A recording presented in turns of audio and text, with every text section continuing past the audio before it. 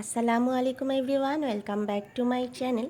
আমার আজকের রেসিপি ইলিশ মাছের কোরমা। আর ইলিশ মাছের যে কোনো রেসিপি খেতে খুবই মজা হয়।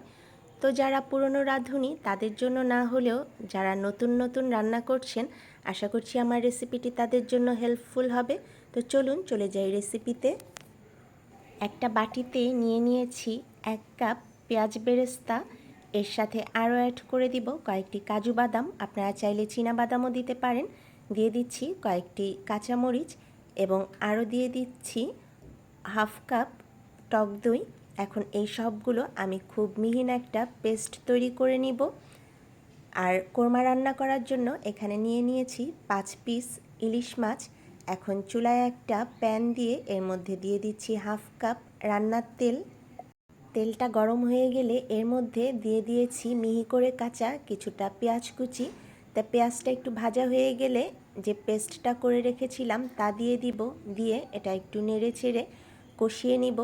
তো যেহেতু পেস্টটা অনেকটাই ঘন এবং বাটিতে অনেকটাই লেগে আছে, এর মধ্যে একটু পানি দিয়ে এখন আমি সেই পেস্টটাও প্যানের মধ্যে দিয়ে দিচ্ছি। দিয়ে এখন এই সব কিছু ভালোভাবে নেড়ে একটু কষিয়ে নিব। মশলাটা যখন কষানো হয়ে যাবে তখন মাছগুলো এক পিস করে এর মধ্যে দিয়ে দিব। তো অনেকেই এই মশলাটার মধ্যে ইলিশ মাছগুলোকে মেখে রাখেন, তবে যেহেতু ইলিশ মাছ অনেকটাই সফট, আমি মেখে রাখি না। আমি মশলাটা ভালোভাবে কষিয়ে তারপর মাছটাকে মশলার মধ্যে কষিয়ে নেই।